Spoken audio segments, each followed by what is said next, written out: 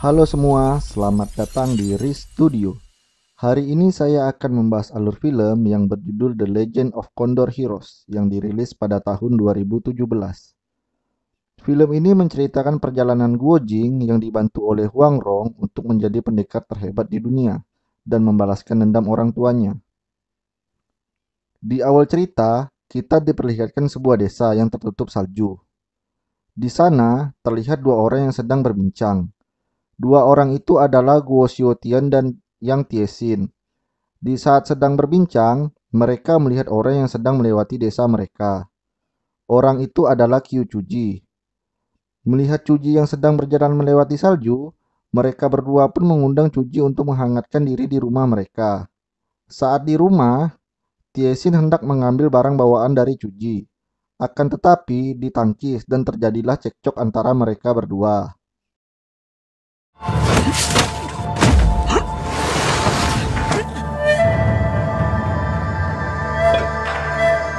Chuji pun membuka barang yang ia bawa, dan itu adalah kepala seseorang. Melihat itu pun Xiaotian menyuruh istri mereka berdua masuk ke dalam rumah, dan Tiesin langsung menyerang Chuji. Terjadilah perkelahian di sana.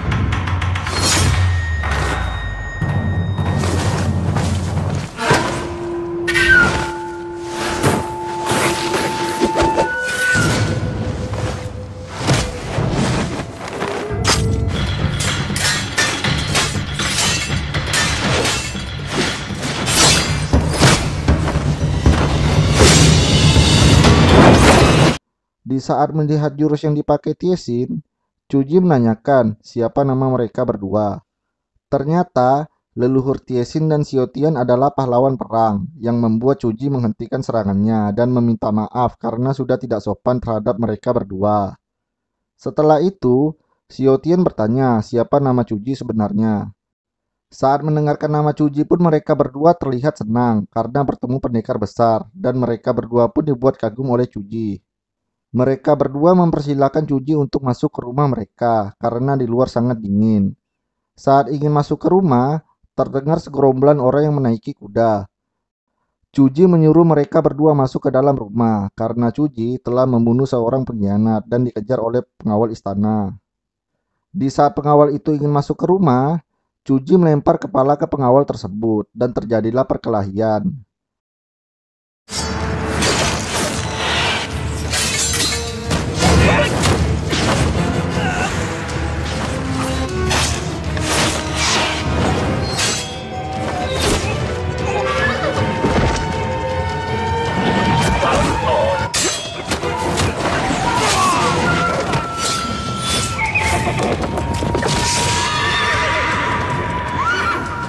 Akan tetapi, karena kehebatan Chuji, seluruh pengawal istana itu pun kalah. Tiesin dan Xiaotian pun keluar untuk membantu Chuji membereskan mayat para pengawal tersebut. Saat di dalam rumah, mereka bertiga pun berbincang. Setelah itu, Xiaotian pun memperkenalkan kedua istri mereka. Melihat kedua istri mereka yang sedang mengandung, Chuji merasa tidak enak karena mengganggu Tiesin dan Xiaotian. Xiaotian pun meminta Chuji untuk memberikan nama untuk kedua anak mereka. Chuji bersedia dan memberikan dua buah pisau yang diukir nama untuk anak mereka berdua. 这两把匕首就留给没有出世的孩子吧。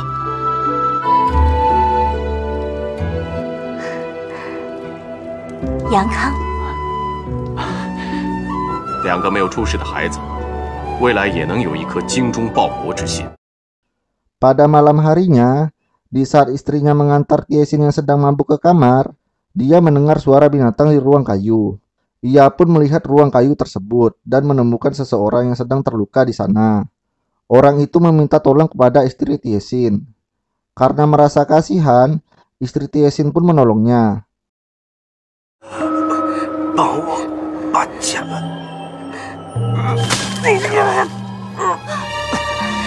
我去给你拿药。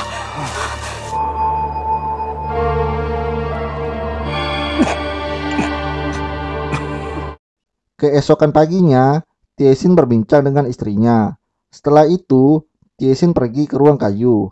Istrinya pun teringat, kemarin ada orang yang sedang terluka di ruang itu. Ia pun bergegas mengejar Tiesin yang pergi ke ruang kayu tersebut. Melihat ruang kayu itu kosong, istrinya pun menjadi tenang. 你怎么过来了？我怕你找不着。一块铁我还能找喏。找着就好。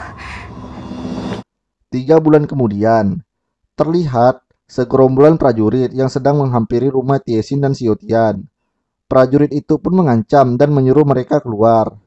Mendengar itu pun Tiesin keluar dan terjadilah pertarungan di sana.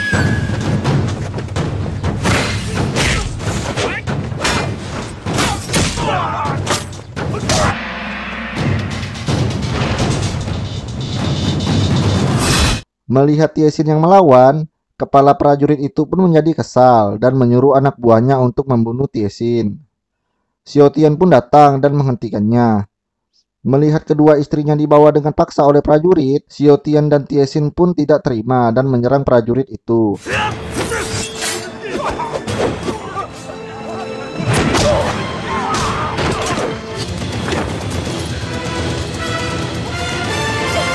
Mereka pun mengambil kuda dan lari. Akan tetapi, para prajurit itu masih mengejar mereka. Kuda Tiesin terkena panah dari prajurit yang membuat Tiesin dan istrinya terjatuh. Melihat itu, Xiaotian turun dari kuda dan melindungi Tiesin yang membuat kaki Xiaotian terkena panah. Setelah menaikkan istrinya ke atas kuda, Tiesin langsung membantu Xiaotian. Karena prajurit yang mereka lawan terlalu banyak, Xiaotian menyuruh Tiesin untuk melarikan diri dan membantu kedua istrinya untuk lari dari kejaran musuh. Xiaotian pun mati karena menghalangi prajurit. Tiesin pun lari mengejar istrinya yang sedang dikepung, lalu menyerang prajurit yang menangkap istrinya. Tiesin pun menyuruh istrinya lari bersembunyi, sedangkan Tiesin menolong istri Xiaotian. Akan tetapi, dihalangi karena istrinya ingin pergi bersama. Tiesin pun meyakinkan istrinya supaya lari duluan. Dia pun mengejar istri Xiaotian dan menyerang 2 prajurit yang menangkap istri Xiaotian. Setelah itu, mereka berdua pun lari, sampai tersudut di tepi jurang. Tiesin pun terkena panah dari prajurit dan ditendang masuk ke jurang. Istri Tiesin tertangkap, sedang dibawa oleh prajurit, akan tetapi dihadang oleh seseorang berbaju serba hitam. Dan terjadilah perkelahian.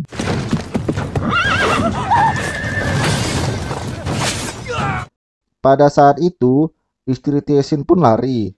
Di perjalanan, istri Tiesin terjatuh, akan tetapi sebelum terjatuh, istrinya ditangkap oleh orang berbaju hitam yang ia selamatkan.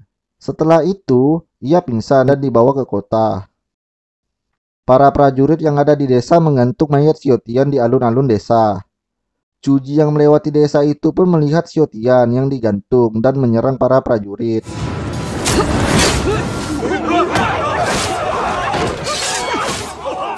Cuji bertanya pada prajurit siapa atasan mereka dan melepaskan ikatan yang menggantung Xiaotian. Setelah itu, Cuji meminta maaf dan berjanji akan membalaskan dendam Xiaotian. Di kota, istri Tiesin yang pingsan pun sadar.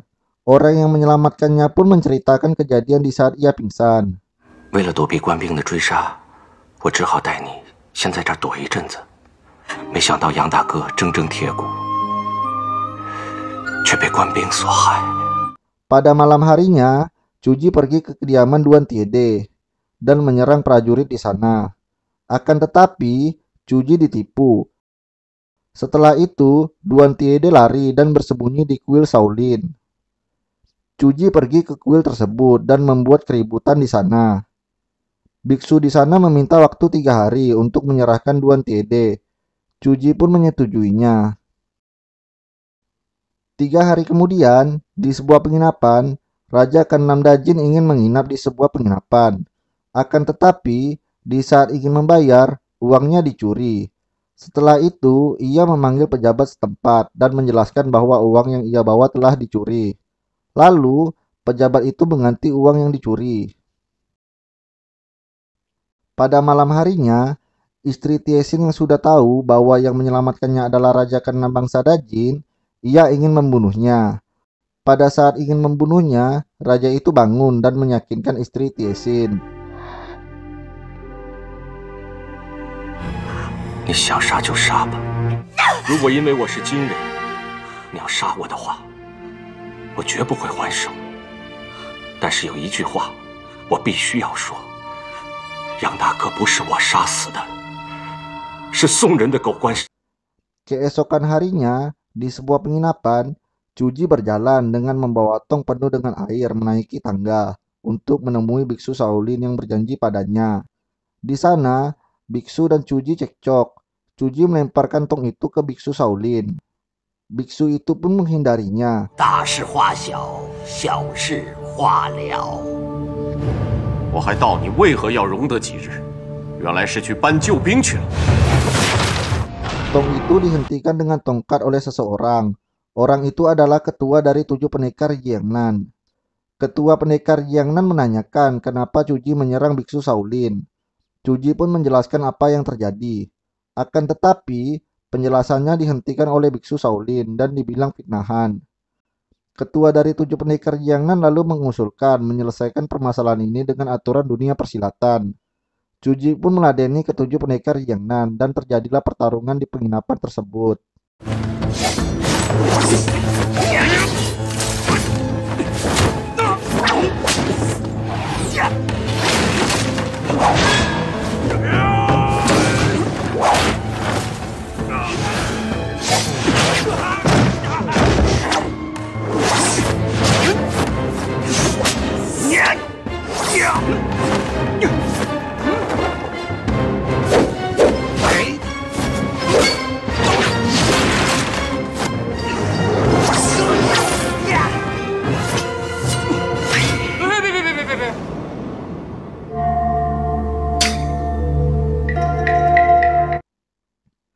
Karena Cuji kehilangan sesuatu, Cuji pun mengakui kekalahannya. Akan tetapi, Cuji tetap ingin menolong istri dan anak temannya itu. Cuji pergi ke kuil dan membunyikan lonceng yang ada di sana. Ke-7 pendekar itu pun datang dan menghentikan Cuji. Terjadilah pertarungan di sana.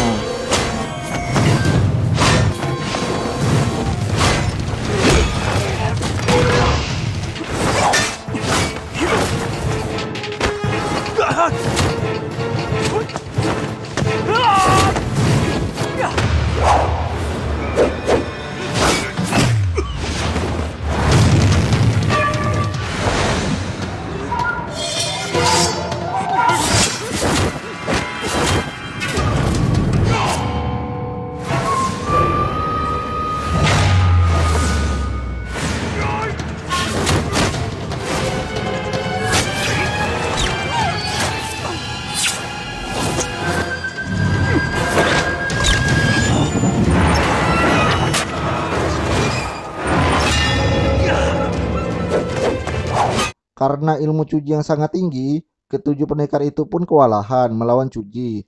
Di saat ingin menusukkan pedang, biksu Shaolin menghadang dan tertusuk pedang Cuji.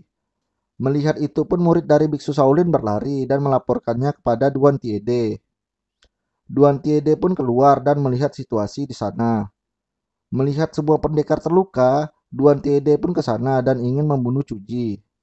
Saat ingin memenggal kepala Cuji, istri Xiaotian mendorongnya sampai terjatuh dan helm yang dipakainya pun terlepas. Melihat itu, biksu Shaolin merasa bersalah dan menghentikan Duan Tiede. Akan tetapi, tubuhnya disayat oleh Duan Tiede.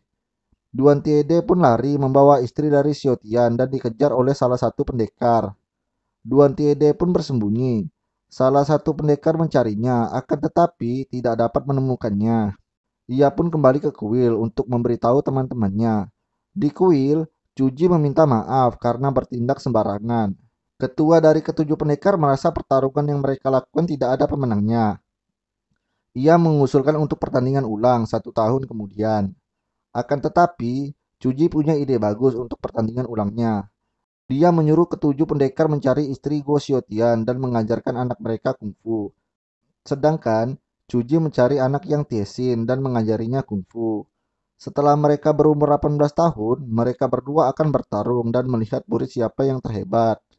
Di gurun salju, istri dari Xiaotian yang berhasil melarikan diri dari Duan Tiede tertangkap oleh bangsa Dajin dan menjadi budak yang akan dikirim ke suatu kota.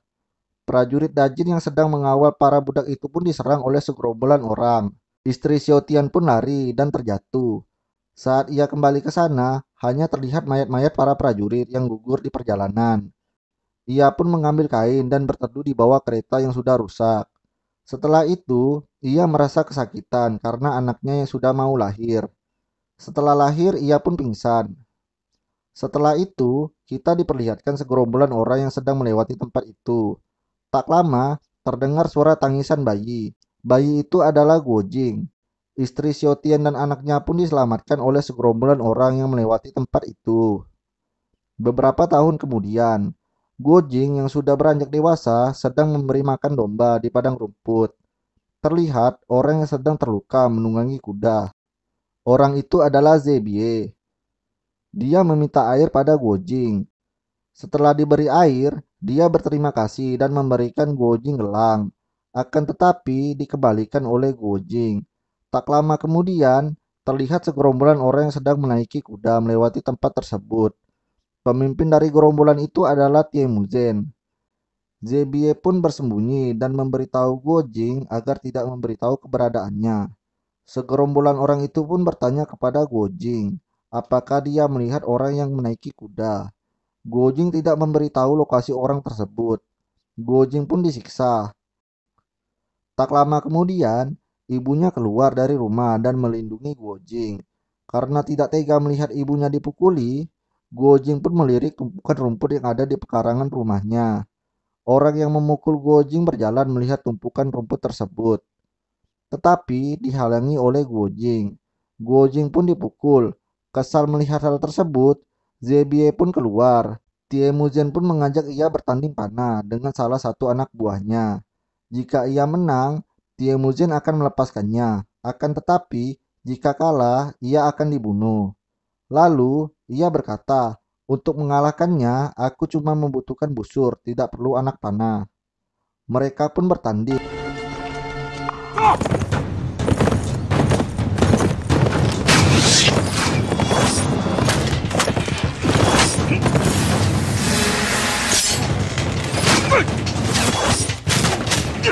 Karena kehebatan Zebie, anak buah dari Tiemuzhen pun kalah. Setelah itu, Zebie memohon pada Tiemuzhen untuk melepaskan ibu dan anak tersebut, ditukar dengan nyawanya. Tiemuzhen pun bilang bahwa dia tidak ingin nyawanya dan anak itu. Tiemuzhen pun menyuruhnya pergi. Melihat itu, Zebie turun dari kuda dan memohon untuk mengikuti Tiemuzhen. Tiemuzhen pun memberikan hadiah padanya. Karena dia merasa hutang budi dengan Guojing, ia pun memberikan hadiah yang diberikan Muzhen padanya ke Guojing. Tetapi ditolak oleh Guojing. Tiemuzhen pun senang melihatnya dan memberitahu anaknya yang bernama Tuoli untuk belajar dari Guojing. Setelah itu, Tiemuzhen pun mengajak Guojing dan ibunya untuk pindah ke wilayahnya. Setelah itu, ia pun mengikuti Tiemuzhen dan rombongannya. Kita berpindah ke wilayah Mongol. Di sana, sedang ada bangsa Dajin yang datang untuk bertemu pejabat dari Mongol. Raja dari bangsa Dajin melempar-lempar uang pada rakyat Mongol dan menyuruh mereka memungutnya. Kesal melihat itu, Guojing melempar uang itu ke muka Raja Dajin. Sekian film yang saya bahas, akan saya lanjutkan di part berikutnya. Sekian dan terima kasih.